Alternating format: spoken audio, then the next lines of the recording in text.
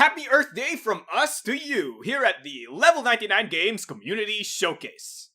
What's up everyone, it's me, Marco De Santos, also known as Mechanic Critic, here to bring you guys works by you, made for you, about us here at Level 99 Games. Let's stop dilly-dallying and let's start it off strong with this wonderful piece from Jessica Malcolm. Here we can see Tannis in two different outfits, Voodoo Tannis and Marionette Tannis. If you guys have heard Jessica's name before, it's probably because she's the grand prize winner of our alternate costume design art contest, where she entered her Voodoo Tannis final piece. So this is actually some concept art-esque piece of artwork showcasing that skin in what looks kind of like a T-pose-esque design.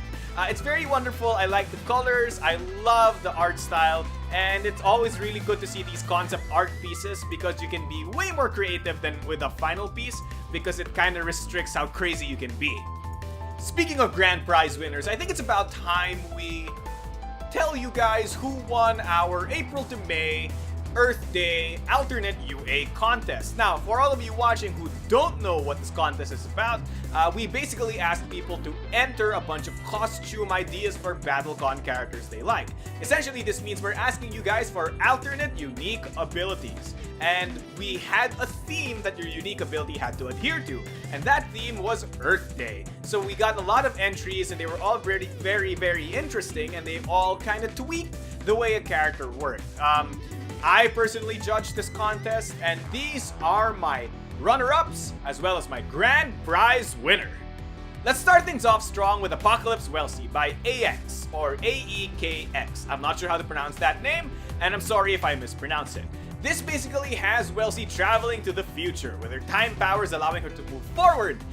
And now, because of the various environmental hazards that we've inflicted upon the world of Indians is now a wasteland, an apocalyptic wasteland. So, of course, Welsi is donning a post-apocalyptic attire with tattered-esque clothes. This unique ability essentially allows Welsi to lay out all of her styles face up and placing certain recursion counters on them. Now, instead of choosing which attack pair she does based off her decision cards are essentially played like styles. And depending on which decision card she plays, it will pick one of the styles with a recursion counter on them and allow Welsi to play that style that's face up. This essentially means that Welsi only has access to 3 styles at a time, almost all the time. However, depending on which decision card she picks, it gives her bonus stats, such as extra power, extra range, or extra priority. This means that Welsi sacrifices a lot of her recursion ability and a lot of predictability, which means that she becomes a very predictable character in exchange for a lot of powerful stats. It's a very interesting unique ability, and I like how the Earth Day theme tied into it by saying that if we keep doing what we're doing, the Earth's gonna turn into this post-apocalyptic wasteland.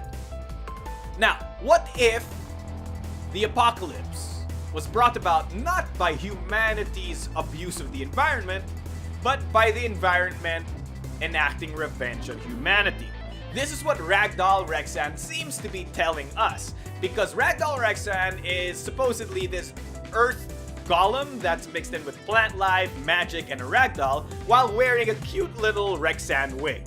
This alternate unique ability has Rexan's curse tokens affect him instead of his opponent.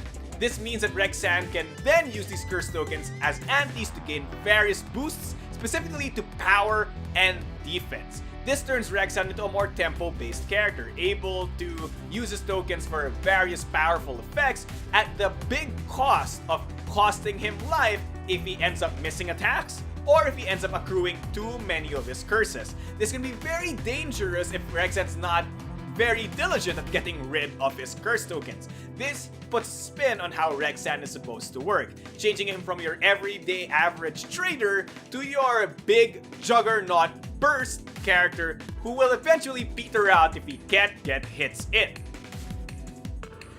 Next up is Pendro's Appleseed by Tristan Crouch, or Crouch. I'm not sure how to pronounce your name, and I'm sorry if I mispronounced it. This basically has Pendros become Johnny Appleseed and allows him to plant plants all over the board.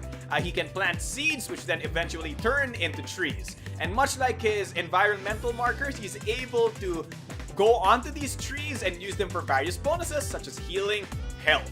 This, however, means that he no longer has access to his environment markers and ignores most, if not all, of the interaction with environment markers. This unique ability basically gives a new flavor to Bendros, and instead of changing how he works mechanically to a huge degree, it changes his flavor quite a bit, putting him towards more of the conservation, Earth Day, plant trees, save the Earth movement. Next up is Dreamer of Worlds Cherry by Synasis. This is a very interesting skin, as it doesn't really change Cherry's appearance, but changes how she enacts her unique ability. The art for this is supposedly Cherry just leaning against some illusory palm tree, but the way the creator said this works is that since Cherry is able to manipulate, in a way, her opponent's mindset or opponent's perception, she can, in a sense, create things out of thin air. So, Shaper of Worlds Cherry or Dreamer of Worlds Cherry is kind of Earth Day in that sense. Now, when it comes to this unique ability, instead of clashing her opponent repeatedly, Cherry is now able to create a marker on the board that limits her opponent's movement, and passively just makes opponents who never move lose life continuously. This forces the opponent to move in order to mitigate their life loss, while at the same time mitigating their ability to move to begin with. This turns Cherry from a really option-based control character to a character who can control her opponent's movement options very, very effectively, turning her into one giant beast and making this unique ability a very interesting twist on a character that we've all played before. And finally is our grand prize winner. I want everybody to give me a drum roll because future me will be a jerk and not edit this into the thing because he wants me to look silly. You did the drum roll? Thank you. Our grand prize winner is Arctic Guardian Eustace by QuentCat. This is a very interesting skin, and it focuses a lot on this entire melting of the polar ice caps that we're currently having.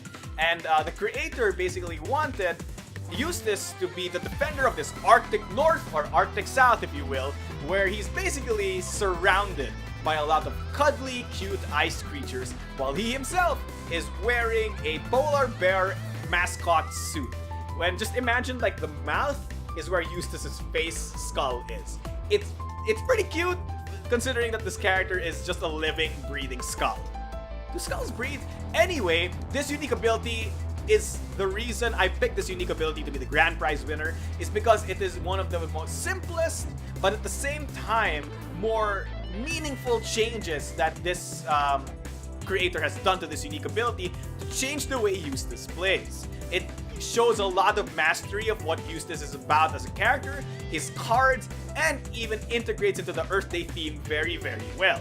See, this unique ability turns Eustace's defensive unique ability into an offensive one. Eustace is now able to ante his Frost Flow tokens for Power +2 instead of just getting Soak 1. And aside from this, he gains them by dealing damage to the opponent instead of just gaining them passively. Of course, he can also choose to spend 5 life to regain a token. Essentially, Eustace can either take 5 life from himself or 5 life from the opponent in order to gain Frost Flow. And if at any point in time Eustace has no more Frost Flow, well, he dies. Like, he just loses the game immediately. The creator said that this basically mirrors the way that there is an inevitable end to our polar ice caps. However, given the correct motivation and correct decisions, such as by sacrificing 5 health or sacrificing your opponent's 5 health, you're able to delay the inevitable doom of the melting of the polar ice caps. This is very awesome and a very, very interesting unique ability indeed, and I'm very happy that this is our grand prize winner. So I'd like to congratulate QuentCat and all of our other winners for this wonderful contest, and I hope you guys join our next one. Speaking of our next one, I'll announce it right here. It's a Millennium Blades create your own card contest, and it's as simple as just make a Millennium Blades card that would fit into the core set of the game. And as for the specifics, you know, what things we have to submit, it'll all be in the description down below, so don't worry about that. I want to see you guys be creative with this one. Millennium Blades is a game known for its wacky references. So if you guys can squeeze in some awesome wacky references for us, I'd be happy to see that. And that pretty much does it for this Level 99 Games community the showcase. I hope all of you guys enjoyed this wonderful, wonderful stream of creativity that came from you that I'm simply relaying back so that everybody else in the community can see. So, I hope to see you guys in the next video, and remember, keep creating! If you want to send us any of your awesome art, please send it to us in our social medias, or of course, you can always send them to our emails, which will be available in the description down below. Without much else to say, thanks for watching, and good night!